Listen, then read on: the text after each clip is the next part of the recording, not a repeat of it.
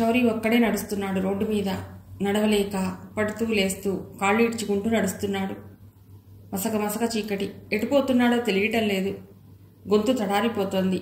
మరోసారి పడిపోయి ఇహ లేవలేక అలాగే డేకుతున్నాడు. లే లే, ఈ డ్రగ్ తిను, నడుస్తావులే. ఏదో గొంతు వినిపిస్తోంది. దేవకి చూస్తూనే ఉంది. శౌరి కనిపిస్తున్నాడు, కానీ అతన్ని చేరుకోలేకపోతోంది. కష్టపడి నేల మీద పాకుతూ దేవకి నుండి దూరంగా పోతున్నాడు శౌరి. మళ్లీ గొంతులు వినిపించాయి. ఇదిగో తీసుకో, ఇది మింగు. శౌరి చెయ్యి చాచాడు. వద్దు శౌరి, ఆ మందులు మింగకు, దేవకి అరుస్తోంది. శౌరికి వినబడట్లేదు. దేన్నో అందుకుందామని చెయ్యి ముందుకు చాపి పాకుతూ పోయి బాట పక్కనున్న అగాధంలోకి జారిపోయాడు. శౌరి! గుండె పగిలేలా అరిచింది దేవకి. దేవకి, దేవకి! దేవకి కళ్ళు తెరిచింది. ఆమె మొహంలోకి చూస్తూ భుజం పట్టి కుదుపుతూ మెళకువ తెప్పించాలని ప్రయత్నిస్తున్నాడు వాసు. ఏమిటి నిద్రలో అంతలా మూలుగుతున్నావు? జ్వరం ఏమైనా వచ్చిందా? నుదుటి మీద చెయ్యి పెట్టి చూస్తూ అడిగాడు. లేదు లేదు, లేచి కూర్చుంది దేవకి. ఏదో కల, పీడకలొచ్చింది. అమ్మో, చాలా భయం వేసింది అంది. వాసు లేచెళ్ళి మంచిళ్ళు తెచ్చిచ్చాడు. టైం ఎంత అయింది? 3:30 అయింది. కాసేపు కళ్ళు మూసుకు పడుకో. నిద్ర పట్టినా పట్టకపోయినా నడుం వాల్చి రిలాక్స్ అవ్వు, మళ్ళీ పడుకుంటూ అన్నాడు వాసు. పక్కనే నిద్రపోతున్న భావన మొహంలోకి చూస్తూ కాసేపు అలాగే కూర్చుంది దేవకి. భావన మొహంలో కూడా నిద్రపోతున్నప్పుడు ఉండవలసిన ప్రశాంతత లేదు. కనుబొమ్మలు ముడిచి అస్పష్టంగా ఏదో కలవరిస్తూ ఇంకో పక్కకి తిరిగి ముడుచుకుంది. జారిపోయిన దుప్పటి భావన మీద సరిగ్గా కప్పి పక్కనే పడుకుంది దేవకి. ఏం కలొచ్చింది? కళ్ళ మీద చేయి వేసుకుని చిన్నగా ఆవులిస్తూ అడిగాడు వాసు. గుర్తున్నంత వరకు వర్ణించి చెప్పింది. నాకు ఇలాగే ఏవేవో పిచ్చి కలలు వస్తున్నాయి నిద్ర పట్టిన కాసేపు. కాకపోతే అంత స్పష్టంగా ఉండటం లేదు. ఉన్నా మెలకువ రాగానే మర్చిపోతున్నాను. మనం ఉన్న పరిస్థితుల్లో పీడకలలు తప్పవు అన్నాడు. అసలు మనం ఉన్న పరిస్థితే ఒక పెద్ద పీడకల. శౌరి కనిపించేదాకా ఈ పీడకలలోంచి మనకి మెలకువ రాదు అంది దేవకి. వాసు ఏం మాట్లాడలేదు. కొద్దిసేపు మౌనంగా గడిపాక, నిద్రపోయావా దేవకి అడిగాడు వాసు. లేదు. ఏ? అతడి వైపు తిరిగింది. ఏం లేదు, నీకిందాక అలాంటి కలెందుకొచ్చిందో కొంచెం ఊహించవచ్చు అన్నాడు. ఎందుకొచ్చింది చెప్పండి అంది దేవకి. ఏముంది, ఆ రాకేష్కి డ్రగ్స్ అలవాటుందని విన్నాం. దానికి తగ్గట్టు ఆ కిళ్ళీ బడ్డీ వాడు వాడికి సప్లయర్ అని కూడా ప్రూవ్ అయ్యింది. చివరికి మనవాడు ఆ రాకేష్తో కలిసి కనిపించాడని చెప్పాడుగా ఆ కిళ్ళీ బడ్డీ వెధవ. ఈ ముక్కలుగా వచ్చిన ఇన్ఫర్మేషన్ అంతా కలుపుకుని శౌరి డ్రగ్ ట్రాఫికర్స్ చేతుల్లో పడ్డాడేమోనన్న అనుమానం మనల్ని పీడిస్తోంది కదా. ఆ అనుమానమే కల రూపంలో వచ్చింది. కల్లో ఏవో గొంతులు, ఈ మందు తాగు అనటం, శౌరి అగాధంలో పడిపోవటం, ఇవన్నీ దాన్నే సూచిస్తున్నాయి కదూ. వాసు మాటలు వింటూ ఆలోచించింది దేవకి. నిజమేలేండి, అంతే అయి ఉంటుంది కళ్ళు మూసుకుని అంది. మళ్ళీ ఇద్దరూ మౌనంగా పడుకున్నారు. కాసేపటికి వాసు నిద్రలోకి జారుకున్నాడు. దేవకికి ఇంకా నిద్ర పట్టలేదు. నెమ్మదిగా లేచి వెళ్ళి మొహం కడుక్కుంది. ఏం చేయాలో తోచలేదు. టైం చూస్తే 4:15. మళ్ళీ పడుకోవాలనిపించలేదు. సోఫాలో కూర్చుని టీవీ ఆన్ చేసింది. రాత్రి పడుకోబోయే ముందు చూసిన BBC న్యూస్ తెర మీదకి వచ్చింది. కళ్ళప్పగించి చూస్తూ కూర్చుంది. క్రితం రాత్రి చూసిన న్యూస్ ఐటమ్స్ రిపీట్ అవుతూ ఉన్నాయి. అమెరికాలో స్కూల్ విద్యార్థి గన్ పట్టుకుని అకారణంగా కొందరిని కాల్చి చంపేసిన వార్త ప్రసారమవుతోంది. అది ముందు రాత్రి చూసిందే. కళ్ల ముందు తెర మీద వస్తున్న దృశ్యాలు ఒక్కసారి చూసినవే అయినా మళ్ళీ భయం కలిగించాయి. భయంగా గుండె చిక్కబట్టుకుని కుతూహలంగా చూసింది. తుపాకీ తూటాలకు బలైపోయిన పిల్లల చిన్న చిన్న శరీరాలు స్ట్రెచర్ మీద కదిలిపోతున్నాయి. కళ్ళారా ఆ ఊచకోత చూసిన పిల్లలు హృదయ విదారకంగా ఏడుస్తున్నారు. ప్రాణాలు కోల్పోయిన పిల్లల తల్లుల శోకం గుండెని కరిగించేస్తోంది. కొద్ది నిమిషాలు గబగబా కళ్ల ముందు కదిలిన దృశ్యాలు అలసిపోయిన దేవకి మనస్సును మరింత కరిచివేశాయి. శౌరి కూడా ఇటువంటి ఉన్మాది చేతుల్లో పైశాచిక ఆనందానికి బలైపోలేదు కదా అనుకుని గజగజ వణికిపోయింది. అంతకు ముందు ఎప్పుడో చదివిన వార్త గుర్తుకొచ్చింది. ఏడాది కూడా పూర్తిగా నిండని పసివాణ్ణి 10-12 ఏళ్ల వయసు గల అబ్బాయిలిద్దరూ కలిసి చంపేశారు. ఇది అమెరికాలో జరిగిన సంఘటనే. ఇంతకు ముందు కూడా స్కూలు పిల్లవాడు స్కూల్లోకి గన్ తీసుకొచ్చి బీభత్సం సృష్టించిన సంఘటనలు అమెరికాలో జరిగాయి. ఇలాంటివి విన్నప్పుడు అబ్బబ్బా, అమెరికాలో సంస్కృతి భ్రష్టుపట్టిపోతోంది. మన పవిత్ర భారతీయ సంస్కృతిలో ఇలాంటివి అసంభవం అని తీర్మానించేశారు చాలామంది. ఈ సంస్కృతిలో జరుగుతున్నవి ఎవరికి తెలియదు. లంకెబిందెల కోసం నరబలులు జరుగుతున్న వార్తలు పేపర్లలో కనిపిస్తూనే ఉంటాయి. సుఖవ్యాధులు తగ్గించుకోవాలంటే కన్నెతో సంపర్కం జరపాలన్న మూఢనమ్మకంతో పసిపిల్లల పైన కూడా అత్యాచారం చేస్తుంటారు. వీటిల్లో పేపర్కెక్కేవి కొన్ని మాత్రమే. సతీ సహగమనం ఇప్పటికీ అరికట్టలేకపోయిన దురాచారం. ఆ పేరుతో ఏ దారుణాలు జరుగుతున్నాయో ఎవరికి తెలుసు? ఏ సంస్కృతి ఎంత ప్రాచీనమైనదైనా, ఎంత పవిత్రమైనదైనా దాని ఆచరణ ఆ సమాజంలో మనుగడ సాగిస్తున్న మనుషులపైన ఆధారపడి ఉంటుంది. మంచి చెడులనేవి ఏ దేశంలోనైనా ఒక రకంగానే ఉంటాయి. సాంఘిక కట్టుబాట్లు చెడుని కొద్దిగా అదుపు చేస్తాయే కానీ పూర్తిగా రూపుమాపవు. మన సంస్కృతి అంత పటిష్టమైనదైతే కాకినాడ వంటి చిన్న పట్టణాల్లో స్కూల్కి వెళ్లే వయస్సు కుర్రవాళ్ల దాకా మాదక ద్రవ్యాల మత్తు ఎలా వచ్చి చేరుతుంది? 15 ఏళ్లు కూడా పూర్తిగా నిండని ఆడపిల్లలు మగపిల్లలతో రొమాన్స్ జరపాలని ఆతృత పడటం మన సంస్కృతిలో ఎలా సాధ్యం? కళ్ల ముందు ఇన్ని జరుగుతున్నప్పుడు శౌరిని ఏ ఉన్మాదో మతోన్మాదో పుట్టన పెట్టుకోవటం కూడా సంభవమేనేమో. తనలో ముసురుకుంటున్న ఆలోచనలు తనని భయపెడుతుంటే ముఖం మీద 2 చేతులు కప్పుకుని సోఫాలో ఒరిగిపోయింది దేవకి. దేవకి, ఏమిటిక్కడ నిద్రపోతున్నావు? వాసు పిలుపుతో ఉలిక్కిపడి కళ్ళు తెరిచింది దేవకి. తెల్లగా తెల్లారిపోయింది. గోడ గడియారం 6:30 చూపిస్తోంది. ఊరికే కూర్చుంటే కురుకు పట్టేసింది. మీరెప్పుడు లేచారు? సోఫాలోంచి లేస్తూ అడిగింది దేవకి. పని మనిషి బెల్లు కొడుతుంటే మెళుకు వచ్చింది. చూస్తే నువ్వు ఇక్కడ నిద్రపోతున్నావు అన్నాడు. అబ్బో, ఎప్పటి నుండో కొడుతున్నానమ్మగారు బెల్లు. పాప మీకు బాగా నిద్ర పట్టేసినట్టుంది అంది పని మనిషి వంటింటి వైపు పెడుతూ. రాత్రంతా అస్సలు నిద్ర పట్టలేదు.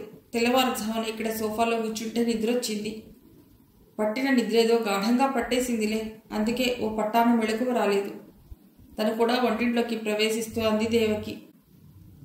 దేవకి కాఫీ కలిపి పట్టుకొచ్చేసరికి ఎప్పుడు లేచిందో భావన కూడా తండ్రి పక్కన కూర్చుని అతను చదువుతున్న వార్తాపత్రికలోకి తను కూడా తొంగి చూస్తోంది. ఇన్స్పెక్టర్ పంతులు గారు డ్రగ్స్ అమ్మే కిళ్ళిబడ్డి వాడిని పట్టుకున్న వార్త అసలు పేపర్లో వచ్చినట్టు లేదే. మన లోకల్ న్యూస్ పేపర్లో ఇందులోనైనా వచ్చిందేమో అంది దేవకి వాసు చేతికి కాఫీ కప్ అందిస్తూ. భావన, మొహం కడుక్కున్నావా? పాలు పట్టరానా అని అడిగింది. కడుక్కున్నాలే గాని నాకిప్పుడు పాలొద్దు, కాసేపయ్యాక తాగుతా అంది భావన బద్ధకంగా. పంతులు తను చేసే ఏ పనికైనా అవసరమైతేనే పబ్లిసిటీ ఇస్తాడు. అతడు తన ప్లాన్స్ అన్నీ చాలా రహస్యంగా ఉంచుతాడు. మొన్న చెప్పాడుగా, చాపకింద నీరులా తనేం చేస్తున్నాడో అవతలి వాళ్ళకి తెలియకుండా చేయాలని. ఈ కిళ్ళి బడ్డీ ఎవరెవరో ప్రముఖుల పేర్లు బయటపెట్టాడని చెప్పాడు కదా. వీడు అరెస్ట్ అయ్యాడని తెలిస్తే వీడు నోరు విప్పకముందే అవతలి వాళ్ళు వీడిని చంపేసి వాళ్ళ రహస్యం బయటపడకుండా జాగ్రత్త పడతారు. అటువంటి రిస్క్లు ఏమైనా ఉన్నప్పుడు అసలు ప్రచారం ఇవ్వకూడదు అన్నాడు వాసు. అమ్మా, ఇదిగో ఇంకోటి పడింది. మొన్న నువ్వు ఒక పెద్దావిడ కనబడటలేదు అని వేసిన అడ్వర్టైజ్మెంట్ చూపించావే, అలాగే ఇంకో పెద్దాయన కనబడటలేదు అని పడింది అని చిన్న కేక పెట్టింది భావన, తండ్రి చదువుతున్న పేపర్లోంచి తను లాక్కున్న షీట్లోకి చూస్తూ. ఏమిటే పెద్దావిడ పెద్దాయనాను? ఏమిటది? చూపించి నాకు కూడా అంటూ భావన చేతిలోంచి ఆ పేజీ తీసుకున్నాడు వాసు. వంటింట్లోకి వెళ్ళబోతున్న దేవకి మళ్లీ వచ్చి వాసు పక్కన కూర్చుని పేపర్లోకి తొంగి చూసింది.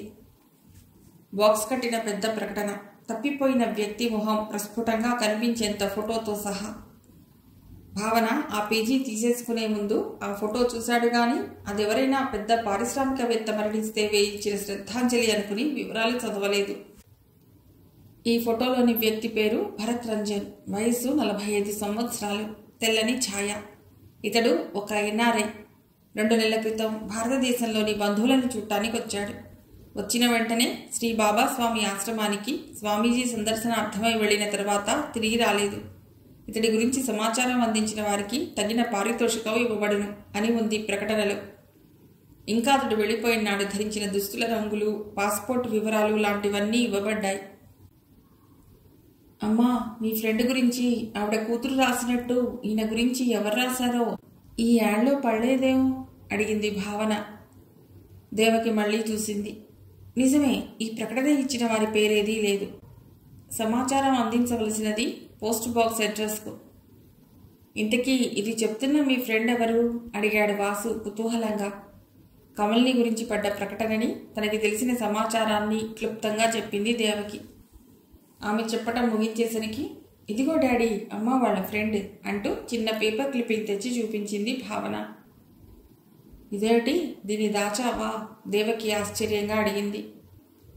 ఎందుకో దాన్ని కట్ చేసి దాచాలనిపించింది అంది భావన. ఆ చిన్న ప్రకటన చదివి బాధగా తల విదిల్చాడు వాసు. పాపం, ఆ కూతురి పరిస్థితి చాలా దయనీయం. ఏ బామ్మో అమ్మమ్మో బాగుండి ఆ పిల్లని ఆదుకోకపోతే ఆ పిల్ల బతుకు వీధి పాలైపోతుంది అన్నాడు. అలాంటి పిల్లలకి బాగా సైకలాజికల్ ప్రాబ్లమ్స్ కూడా వస్తాయట కదూ డాడీ, మా సైన్స్ టీచర్ చెప్పారు. ఆవిడ బీఎస్సీ బీఎడ్ తర్వాత ఎంఏ సైకాలజీ కూడా చదివారట. మాకు రౌడీ పిల్లలు, క్రిమినల్స్, వాళ్ళ సైకాలజీ గురించి అప్పుడప్పుడు చెప్తూ ఉంటారు అంది భావన. మీ స్కూల్లో అవసరమైనవి తప్ప అన్నీ చెప్తున్నట్లున్నారే అంది దేవకి భావన వైపు గుర్రుగా చూస్తూ. నీకిక వీళ్ళ స్కూల్ అంటేనే అసహ్యం పుట్టేసినట్లుంది అన్నాడు వాసు నవ్వుతూ. అసహ్యమే.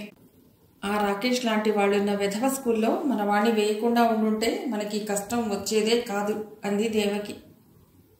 మా స్కూల్ ఏం వెధవది కాదు, ఆ రాకేష్ వెధవ ఉక్రోషంగా అంది భావన. Good morning sir. గుమ్మం దగ్గర రామరాజు నవ్వుతూ నిలబడి ఉన్నాడు. తిరిగ్గా ఉన్నారా అండి, రావచ్చా అంటున్న రామరాజుని. గుడ్ మార్నింగ్, రండి రండి కూర్చోండి ఆహ్వానించాడు వాసు. నిన్న మా ఆఫీస్లో మదన్ లాల్ని అరెస్ట్ చేశారని చెప్పుకుంటున్నారేమిటి, నిజమేనా? ఎస్ఐ గారు మీతో ఏమన్నా చెప్పారా కూర్చుంటూ అడిగాడు రామరాజు. అరెస్టా? ఏమో మరి, నాకు తెలియదు. ఎస్ఐ గారు ఊళ్ళో లేరు. ఊరికి వెళ్లే ముందు కూడా నాతో ఏమనలేదు మదన్ లాల్ గురించి. అయితే ఆయన కొడుకు రాకేష్కి డ్రగ్స్ సప్లై చేస్తున్న గిళ్ళి కొట్టు వాడిని అరెస్ట్ చేశారు. మేము వాడి స్టేషన్లో చూశాం కూడా అన్నాడు వాసు. ఏమో మరి, మదన్ లాల్ అరెస్ట్ నిజమో పుకారు. మీకైతే తెలుస్తుందనుకుని అడుగుదామని వచ్చాను. మీకు తెలియదన్నమాట. సరే ఎడతా అంటూ లేచాడు రామరాజు. అరే, అప్పుడే వెళ్ళిపోవటం ఏమిటి? కాస్త కాఫీ తీసుకుని వెడుదురు గాని, కూర్చోండి. దేవకి, మా ఇద్దరికి కాస్త కాఫీ తీసుకొస్తావా అన్నాడు వాసు. రామరాజు మళ్ళీ కూర్చున్నాడు. ఇవాళ పేపర్లో చూసారా, ఎవరో భరత్ రంజనట కనబట్టలేదు అని ప్రకటన ఇచ్చారు. శ్రీ బాబాస్వామి ఆశ్రమానికని వెళ్ళి మళ్ళీ తిరిగి రాలేదట. అట్నుంచటే మాయమయ్యాట. ఇదిగో అంకుల్, ఇది ప్రకటన. అప్పటికే తను కట్ చేసిన ప్రకటన తెచ్చి చూపించింది భావన. ఇదా, మా పేపర్లోనూ చూశాను ఈ ప్రకటన, కానీ వివరంగా చదవలేదు. దాన్ని అందుకుని చదివాడు రామరాజు. దీన్ని కూడా కట్ చేసుకున్నావా అడిగాడు వాసు. అవును డాడీ, నాకెందుకో ఈ కనబడుట లేదు ప్రకటనలు అన్నీ కలెక్ట్ చేయాలనిపిస్తోంది. కలెక్ట్ చేసి ఉంచుతా. ఎప్పటికైనా అలాంటి వాళ్ళు తిరిగి వస్తే పేపర్లో ఏమూలో చిన్న న్యూస్ అయినా పడుతుందేమో చూస్తా అంది భావన. కనబడకపోతే ప్రకటన వేసిన వాళ్లే కానీ కనపడ్డాక వేసిన వాళ్ళెవరూ లేరు నాకు తెలిసినంతలో. న్యూస్గా పట్టడానికి వీళ్ళేమైనా రాజకీయ నాయకులా అన్నాడు వాసు. మళ్ళీ వెంటనే, నీకు కలెక్ట్ చేసి దాచుకోవాలనిపిస్తే దాచుకో, రిజల్ట్ మాత్రం ఆశించకు అన్నాడు. వీళ్ళిద్దరి సంభాషణ వింటున్న రామరాజు, మీ అమ్మాయికి రకరకాల ఇంట్రెస్ట్లున్నాయి అన్నాడు నవ్వుతూ. దేవకి కాఫీ పట్టుకొచ్చి అందించింది. చూసారా అండి రాజుగారు ఆ ప్రకటన? పాపం ఎవరో ఎన్ఆర్ఐట ఇక్కడికొచ్చి మాయమయ్యాట. అసలు ఇంతకీ ఆ బాబాస్వామి ఆశ్రమం ఎక్కడుందండి? ఈ మధ్య 2-3 ఏళ్లుగా ఆయన పేరు ఒకటే మారుమోగిపోతోంది అంది. మన ఊరికి దగ్గరేనండి, అట్టే దూరం లేదు కానీ బస్సు మీద ఎడితే దిగి 4 మైళ్ళు బండి మీద వెళ్ళాలండి. గుట్ట మీద కట్టారండి ఆశ్రమం అన్నాడు రామరాజు. వెళ్ళొచ్చారేమిటి ఆశ్చర్యంగా అడిగారు దేవకి వాసు ఒక్కసారి. ఆశ్రమం కట్టిన కొత్తల్లో ఒకసారి వెళ్ళామండి. మా అత్తగారే ఆయన మహత్యాలు అందరూ చెప్పుకుంటుంటే ఒకసారి చూసేద్దామని పోరు పెట్టేశారండి. మా అన్నయ్య అక్క వాళ్లతో సహా అటు సుశీల ఫ్యామిలీ వాళ్ళు మొత్తం 4-5 కుటుంబాల వాళ్ళం 3 వ్యాన్లు వేసుకుని వెళ్ళామండి. అక్కడ వచ్చిన వాళ్ళందరికీ నామినల్ ఛార్జీ తీసుకుని భోజనాలు అవి ఏర్పాటు చేసేవారండి. ముందుగా ఎంతమందికి వండాలో చెప్పాలండి. అప్పట్లో అది ఏర్పాటు. ఇప్పుడు పెద్ద పెద్ద క్యాంటీన్లే నడుపుతున్నారటండి ఆశ్రమం వాళ్ళు. కానీ తమాషా ఏమిటంటే తీరా ఆ బాబా స్వామిని చూశాక మా అత్తయ్య గారు ఏమన్నారో తెలుసా అండి? ఎప్పుడో మా బావమరిదికి భూత వైద్యం చేసిన వాడే వీడు అంటారండి. బాగా నవ్వుకున్నాం మేమందరం. అక్కడ ఆయన శిష్యులు మాత్రం స్వామీజీ ఈ ప్రాంతాల్లో పుట్టినవాడే గాని చిన్నతనంలోనే హిమాలయాల్లో తపస్సుకు వెళ్ళిపోయి ఈ మధ్యనే తిరిగి వచ్చారని చెప్తుంటారండి. మా అత్తగారు మాత్రం భూత వైద్యుడే ఈ అవతారం ఎత్తాడంటారండి. తలుచుకుని నవ్వాడు రామరాజు. అయినా ఆ ఎన్ఆర్ఐకి ఈ బాబాస్వామి గురించి ఎలా తెలిసిందో, ఏ దేశం నుంచి వచ్చి ఇక్కడ ఇరుక్కున్నాడో మనకే ఇంకా పూర్తిగా తెలియదు. అక్కడెక్కడి వాడికో ఈయన గురించి తెలిసి వెతుక్కుంటూ రావడం ఏమిటో అంది దేవకి ఆశ్చర్యపోతూ.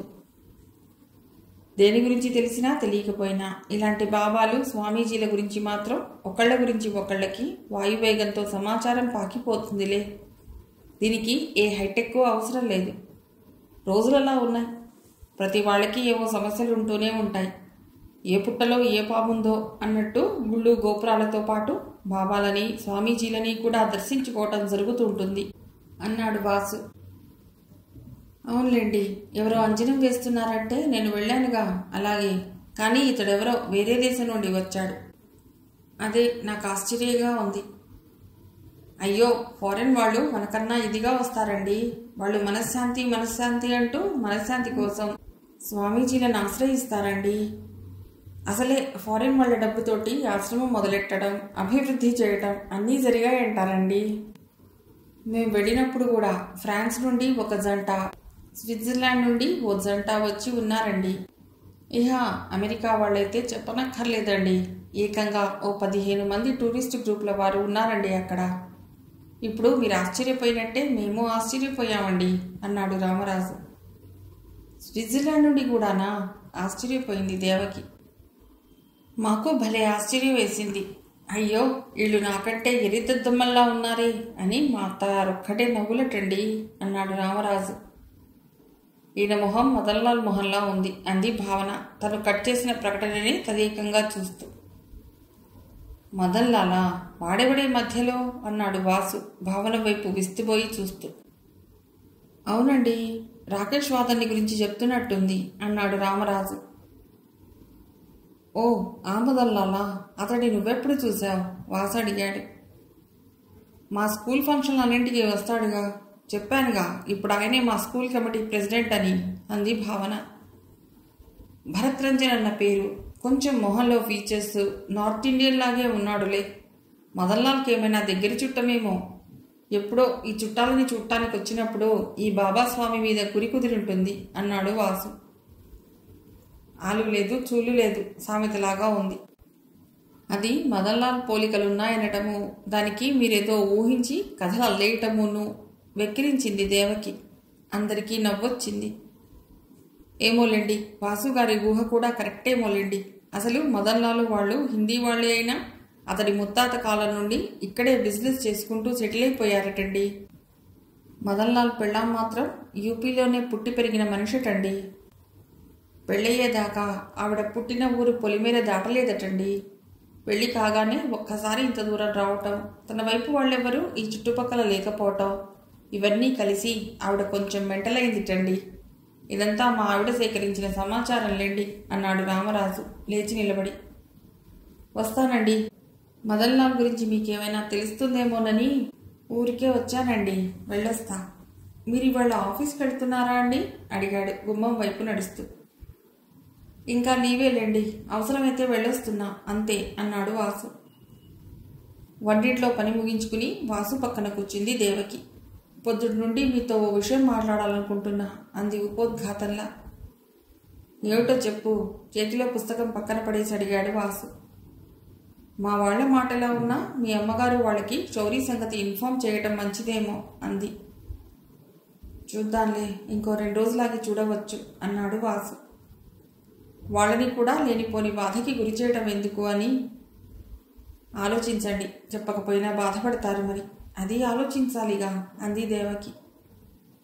ఈ 2 రోజులాగి చూద్దాం అన్నాగా, తర్వాత చెప్పొచ్చులే అన్నాడు వాసు. ఆ ప్రసంగం అక్కడికి కట్టిపెట్టింది దేవకి. తను కట్ చేసిన ప్రకటనలు 2 తన చిన్న ఫైల్లో పెడుతూ మళ్ళీ 2 ఫోటోలకేసి ఇంకోసారి నిశితంగా చూసింది భావన.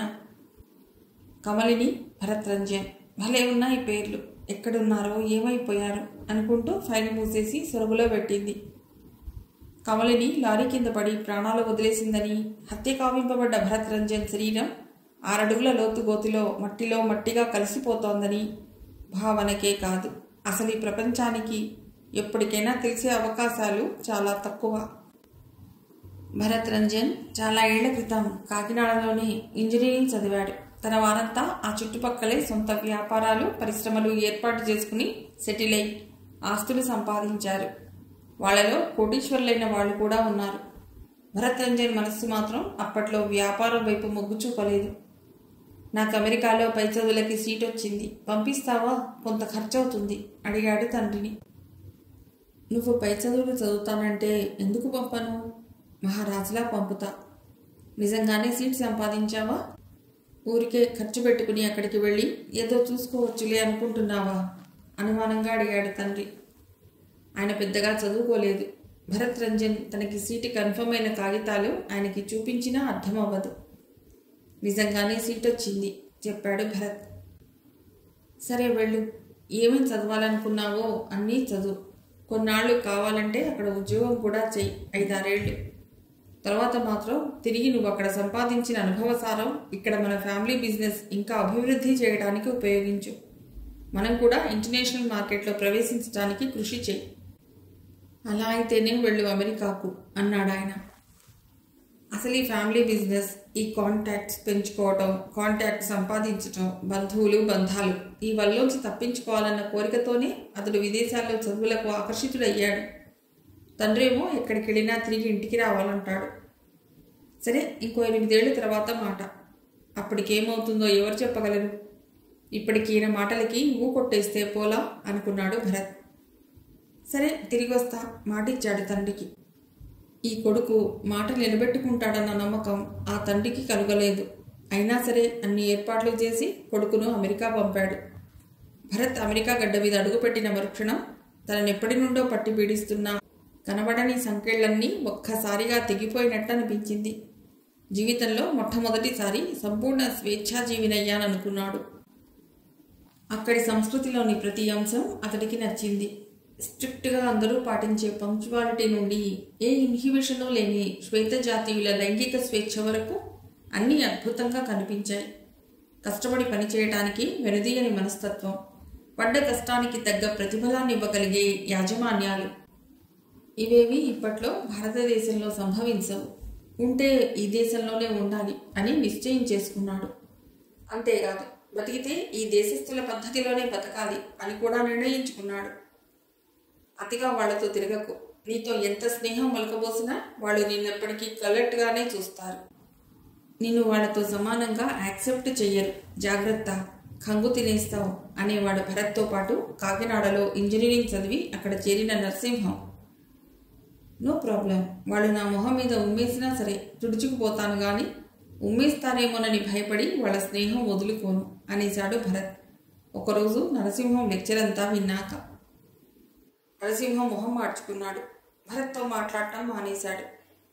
మనం హిందీ వాళ్ళం, మనమంతా కలిసికట్టుగా ఉండాలి అంటూ లెక్చర్లు ఇస్తూ అసోసియేషన్లు స్థాపిస్తూ ఆర్భాటం చేసే రాజేష్ ఝా వచ్చి మరీ అమెరికాలోనే పుట్టి పెరిగినట్టు తయారయ్యావేమిటి? మన కల్చర్ పూర్తిగా మర్చిపోయావా? బొత్తిగా నిగ్రో అమ్మాయిలతో కూడా తిరిగేస్తున్నావు. చిచి అన్నాడు రోజు.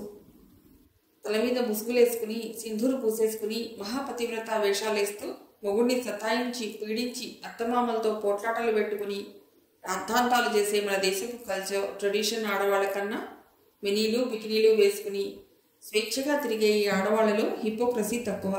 నాకు వీళ్లే నచ్చుతారు, వీళ్లతో తనివి తీరా తిరుగుతా అని ఖచ్చితంగా చెప్పేశాడు భరత్.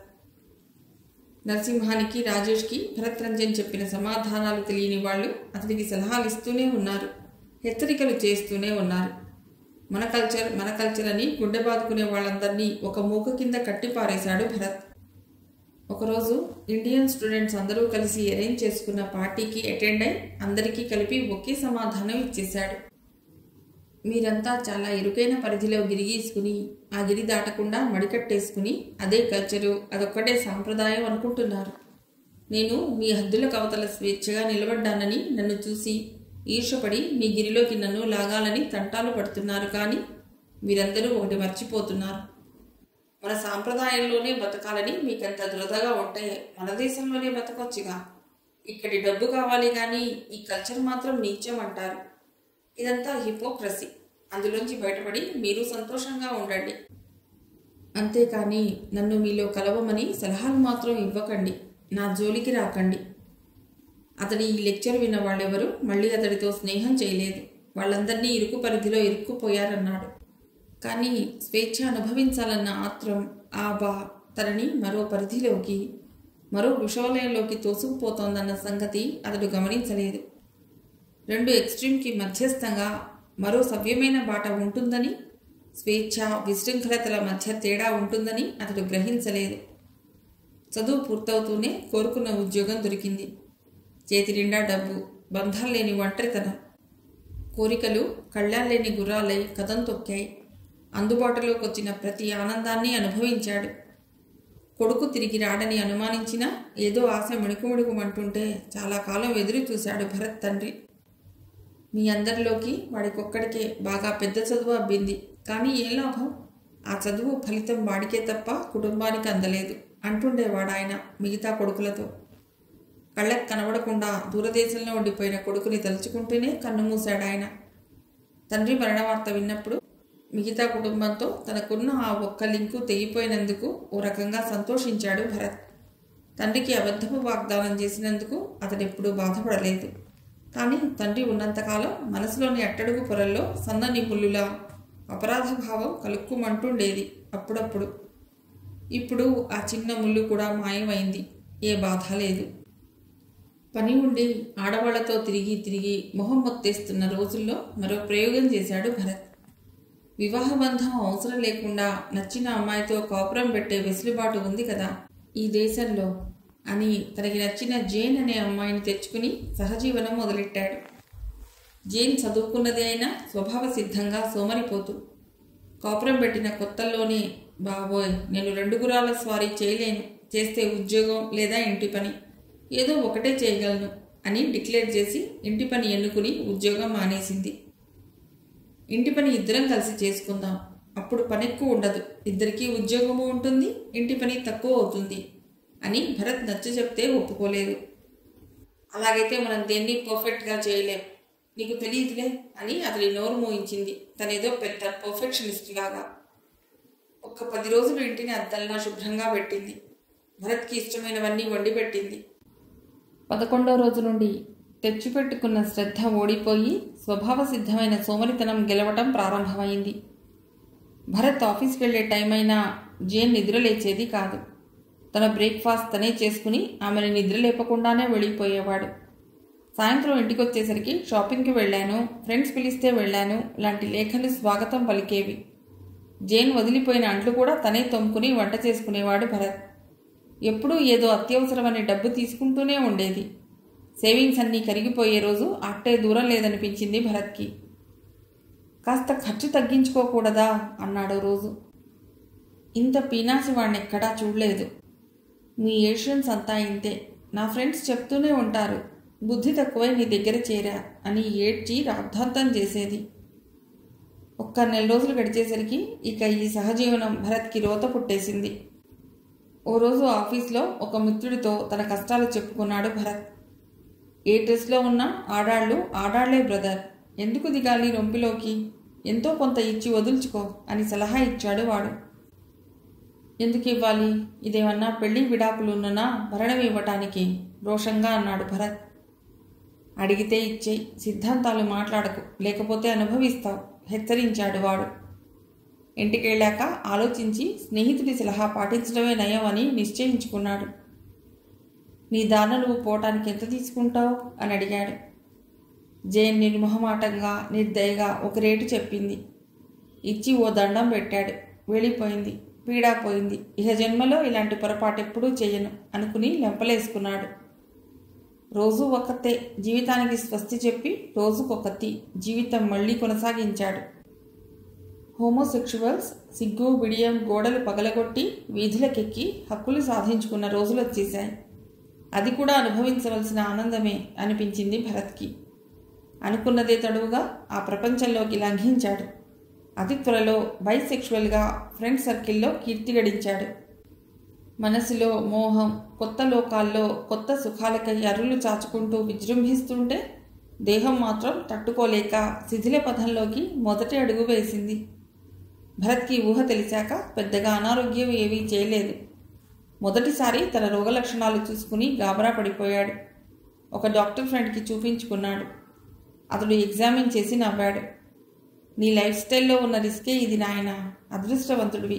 చాలా కాలం ఈ బాధలేమీ లేకుండా వీరవిహారం చేశావు. ఇకనైనా కాస్త జోరు తగ్గించు అన్నాడు. భరత్ బిక్కమొహం వేసేశాడు. ఇది తగ్గదా? దీనంగా అడిగాడు. అతడి దీనవదనం చూసి డాక్టర్ విరగబడి నవ్వాడు. ఎంత పిరికివాడివై, తగ్గుతుందిలే, మందులు ఇస్తాను, మానకుండా వేసుకో. రోగలక్షణాలు తగ్గిపోయాయి కదా అని పూర్తి కోర్సు వేసుకోకుండా మధ్యలో మానేయడం లాంటి పిచ్చి వేషాలు వేయకు. జాగ్రత్తగా ఉండు. గుడ్ లక్ దీవించి పంపాడు డాక్టర్. మందులు క్రమం తప్పకుండా వేసుకుంటూ ఆఫీస్ నుండి సరాసరి తన ఫ్లాట్కే వెడుతూ 3 రోజులు గడిపాడు. కాస్త ఆగి ఎవరి మొహంలోకైనా చూస్తే ఇంకేం రోగం అంటుకుంటుందో నన్నంతగా బెదిరిపోయాడు. ఆఫీసు ఇల్లు తప్ప మరో లోకం లేకుండా 3 రోజులు గడిపేసరికి అతడిలో పశ్చాత్తాపం రగులుకుంది. నేను మహాపాపిని. నేను చేసిన పాపాలన్నీ ఇన్ని కావు. నాకేదో దిక్కుమాలిన రోగాన్ని శిక్షగా వేశాడు దేవుడు అనుకుని మదనపడ్డాడు. ఆ మాటలే తనతో కాస్త చనువుగా ఉండే ఓ స్నేహితుడికి చెప్పుకున్నాడు. అతడు ఫ్రెంచ్ దేశస్థుడు. మీ ఇండియా నుంచి ఒక స్వామీజీ వచ్చారు, వెళ్ళి దర్శనం చేసుకుందామా? ఇలా మనసు బాగుండనప్పుడు అలాంటి వారే దారి చూపిస్తారు అన్నాడు అతడు. పద పోదాం అన్నాడు వెంటనే భరత్. ఆ రోజు రాత్రి ఇద్దరూ కలిసి స్వామీజీ విడిది చేసిన ఇంటికి వెళ్ళారు. ఆ మిత్రుడు భరత్ పనిచేసే కంపెనీలోనే ఉద్యోగస్తుడే కాక అసలు ఆ కంపెనీ అతడి పెదనాన్నదే. కాస్తో కూస్తో అందరి చేత గౌరవింపబడుతుంటాడు. పెద్దవాడి అండ చూసుకుని మిగతా వాళ్ళని లోకు కట్టి పెత్తనం చేసే రకాలు ఆ దేశంలోనూ ఉన్నారు. కానీ ఇతడు అలాంటి వాడు కాదు. తనేమో తన పనేమో అన్నట్టుంటాడు. అతనికి ఒక భారతీయ స్వామీజీ అంటే భక్తి ఉందని తెలిసాక భరత్కి అతడంటే గౌరవం ఎక్కువైంది. స్వామీజీ ఒక చిన్నపాటి మేడలో అతడి పరివారంతో ఉన్నాడు. ఈ మేడ మా పెదనాన్నదే. ఆయన ఈ శ్రీ బాబా స్వామి భక్తుడు. ఆయనే స్వామిని అమెరికా తీసుకొచ్చాడు. ఇక్కడ నుండి ఫ్రాన్స్కి తీసుకెడతాడు వివరించాడు ఫ్రెంచ్ ఫ్రెండ్. ఇద్దరూ మేడలోకి ప్రవేశించారు. పెద్ద హాల్లో చాలామంది చేరారు అప్పటికే.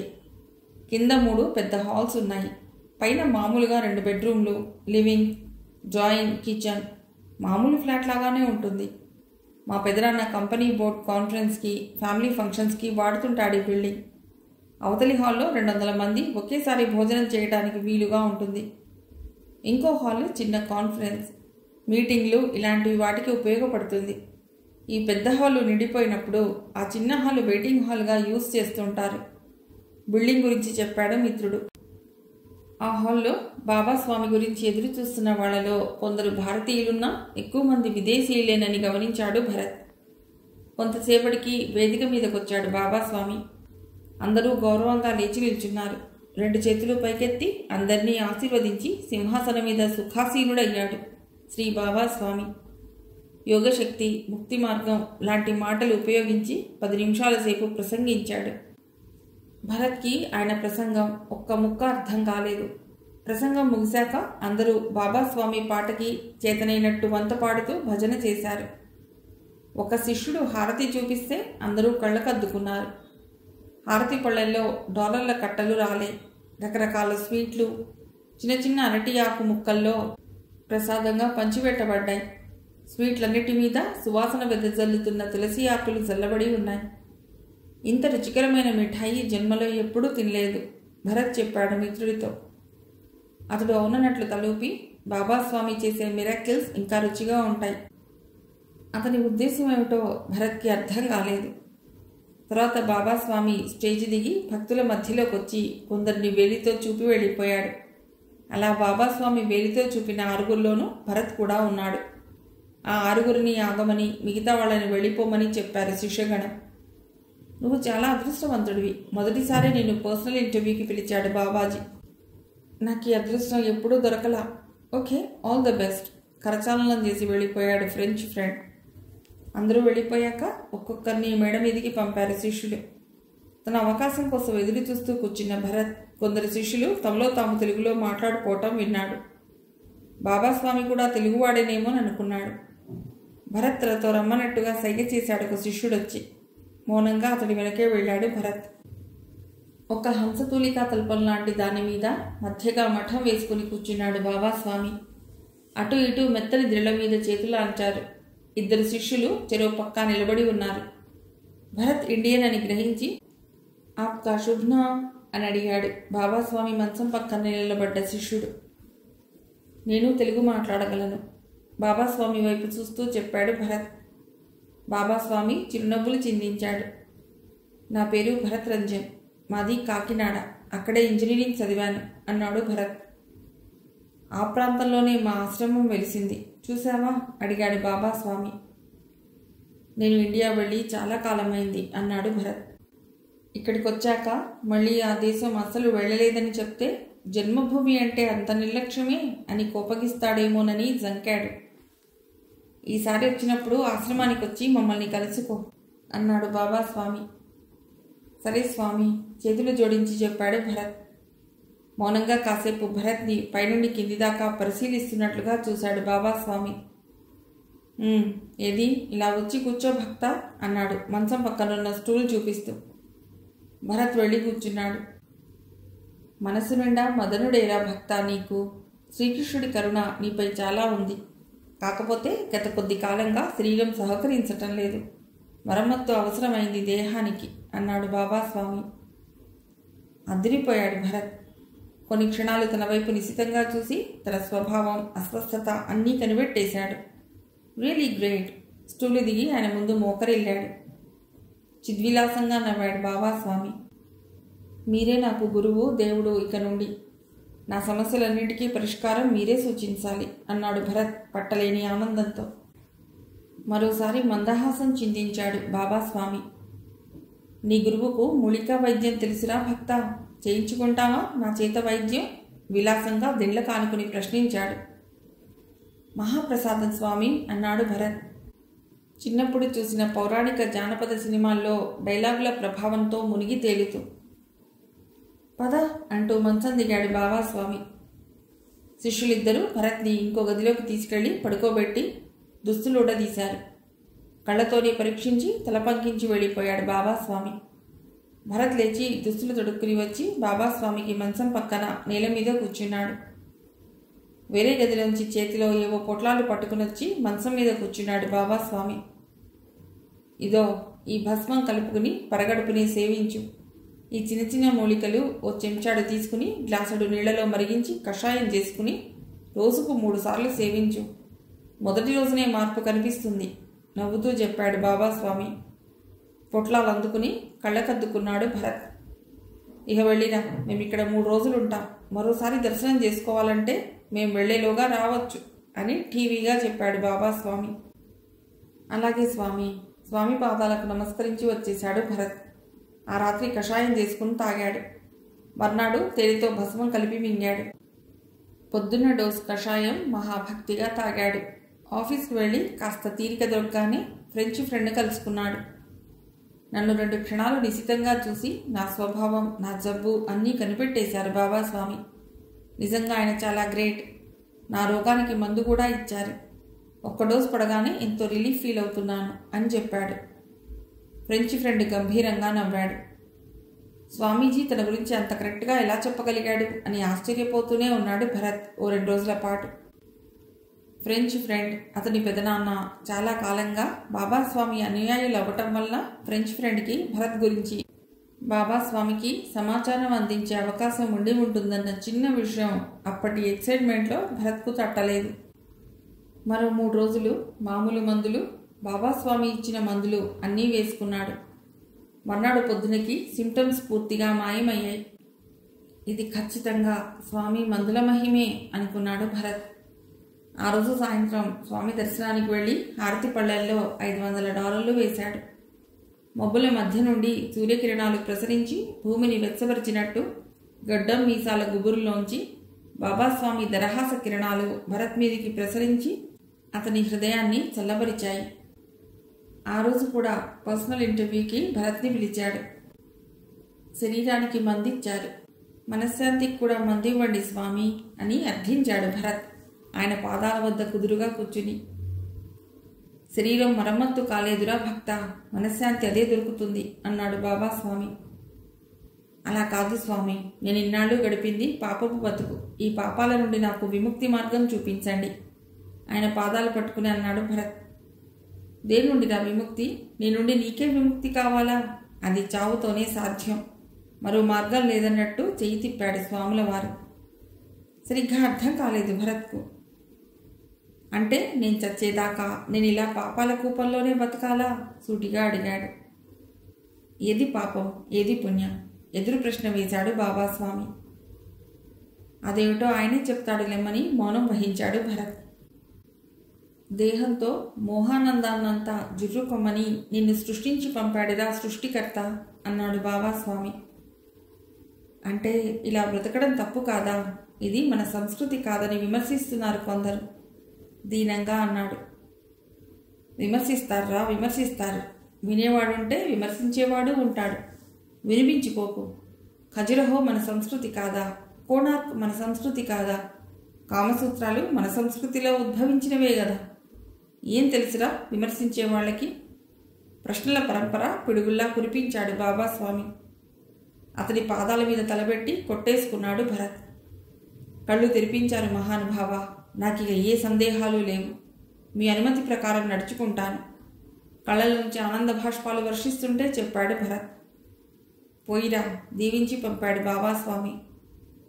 ఖజురహో కోణార్కులు రాతి శిల్పాలు మాత్రమేనని, ఆ కాలపు సమాజంలో మనం బతకట్లేదని, మన సమాజంలో ఆ శిల్పులు జీవించటం లేదని భరత్ గ్రహించలేదు.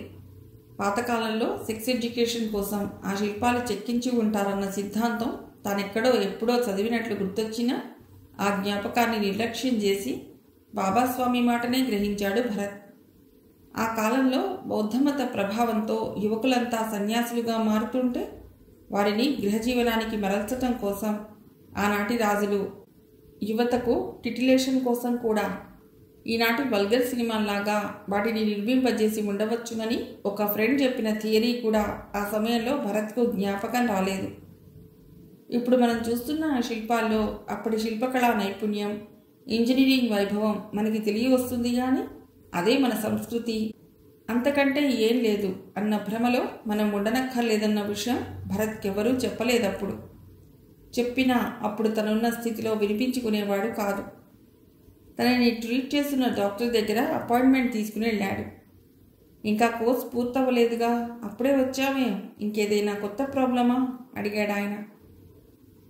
నాకు అసలు పూర్తిగా తగ్గిపోయినట్లు అనిపిస్తోంది చూడు అన్నాడు. ఆయన పరీక్ష చేసి వెరీ ఫాస్ట్ రికవరీ, గుడ్, కానీ మందులు మానకు. ఇంకేమిటి నీ సందేహం అన్నాడు. భరత్ కొంచెం చటపటాయించి నువ్విచ్చిన మందులు కాక వేరే మందులు కూడా వాడాను అన్నాడు. డాక్టర్ ఈ విషయం హర్షించలేనట్టు మొహం పెట్టాడు. నీ ఇష్టం అన్నట్టుగా భుజాలు ఎగరేశాడు. ఏ మందులు వాడావు? కొంచెం కుతూహలంగా అడిగాడు. మా దేశం మందులు, ఆయుర్వేదం వాడాను అన్నాడు. ఒక స్వాముల వారు ఇచ్చిన బూడిద తిన్నానంటే ఆయన ఇంకెప్పుడు తనని చూడడేమోనని సందేహం వచ్చింది ఎందుకో. ట్రెడిషనల్ మెడిసిన్స్ కొన్ని అద్భుతమైనవి ఉంటాయి చాలా దేశాల్లో, కానీ జాగ్రత్త, వాటి సైడ్ ఎఫెక్ట్స్ లాంటివి ఎవరికీ తెలియవు. ఏమైనా కానీ నేను రాసిన ఫుల్ కోర్స్ నీకు ఇష్టమైతే వాడు, మిగతా మెడిసిన్స్ నీ ఇష్టం. అయితే నువ్వు నేను ఇచ్చినవి కాక వేరే మందులు వాడుతున్నానని నాకు డిక్లరేషన్ లాంటిది రాసి ముందు ముందు నా మీద ఏ కేసు రాకుండా నువ్వు బయటి మందులు వాడుతున్నంత కాలం నన్ను కన్సల్ట్ చేయకు. ఇప్పుడు ఇచ్చినవి వాడు, కానీ అవి అయిపోయాక ఇంకా మీ ట్రెడిషనల్ మందులే వాడుతూ ఉంటే వాటికే స్టిక్ ఆన్ అయి ఉండు. Best of luck. భరత్ డాక్టర్కి థ్యాంక్స్ చెప్పి వచ్చేశాడు. బాబాస్వామి ఫ్రాన్స్ నుండి తిరిగి వచ్చినప్పుడు మళ్ళీ వెళ్ళాడు భరత్. అప్పటికి అల్లోపతి డాక్టర్ ఇచ్చిన మందులు, బాబాస్వామి ఇచ్చిన మూలికలు అన్నీ అయిపోయాయి. ఇక మనం మన దేశం పోతున్నాన్రా భక్త. మళ్ళీ ఏడాదికో 2 ఏళ్లకో చెప్పలేను నా ఈ పాశ్చాత్య పర్యటన. నిన్ను చూస్తుంటే సంపూర్ణ ఆరోగ్యవంతుడు అయినట్టున్నావే. అభినందనగా అన్నాడు బాబాస్వామి. తమ దయ, వినయంతో అన్నాడు భరత్.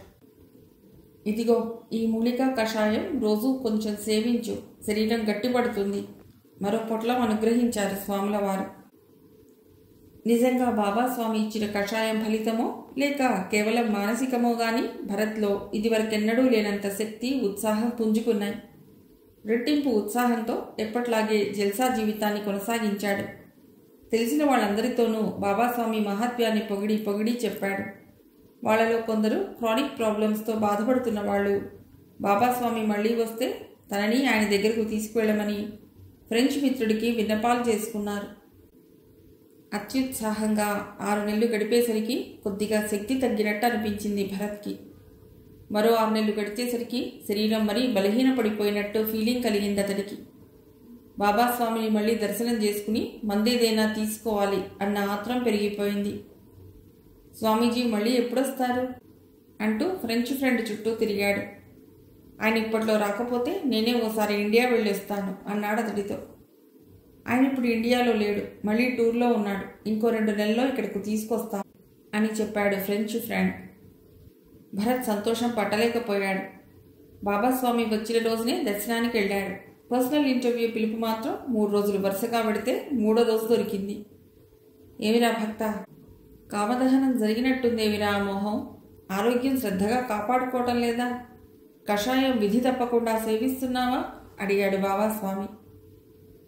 మీకు తెలియందేముంది స్వామి, ఏదో బలహీనత. మీ సాంగత్యం కోసం మనస్సు తప్పించిపోతోంది. మీతో వచ్చేస్తాను, మీ కాళ్ళ దగ్గర పడుంటాను, మీతో తీసిపోండి స్వామి. అర్థం కాని వైరాగ్యంతో అర్థించాడు. నిజానికి భరత్ అలా అడుగుదామనుకోలేదు. బలానికి మందు ఇమ్మని బతిమాలాలి అనుకున్నాడు. అనుకోకుండా మాటలు మరోలా వచ్చేశాయి. బాబాస్వామి నవ్వాడు. అందుకు ఇంకా సమయం ఉందిరా భక్త. అయినా ఏమిటి బేలమాటలు? నీ ఇదివరకటి ఆనందం ఏమైంది? ఉత్సాహం తెచ్చుకో. పాత ఆనందం వెగట పుడితే కొత్త సుఖాలు వెతుక్కో, అనుభవించు, ఆనందసారం గ్రహించు బోధించాడు బాబాస్వామి. ముందు శరీరాన్ని మరమ్మత్తు చేయండి స్వామి ప్రార్థించాడు భరత్. బాబాస్వామి మరో భస్మం ఇచ్చాడు. తేనెతో పుచ్చుకో, యవన నిలుస్తుంది అన్నాడు.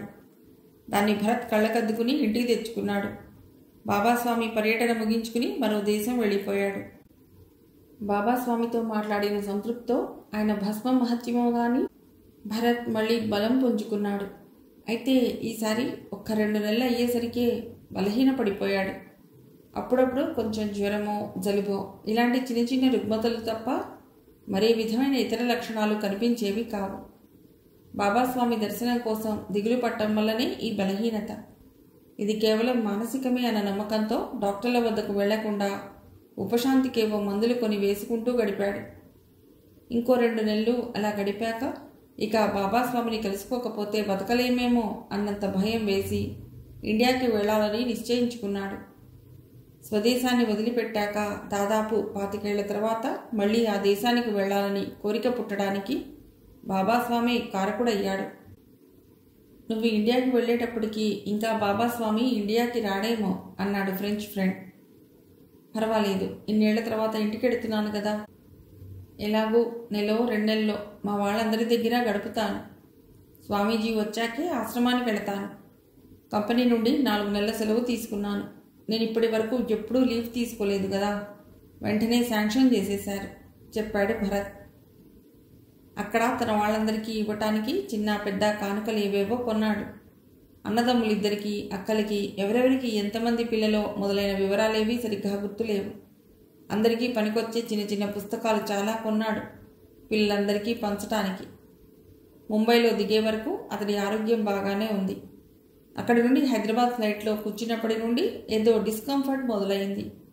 హైదరాబాద్లో దిగాక ఎంతో అలసట, నీరసం కమ్ముకొచ్చాయి.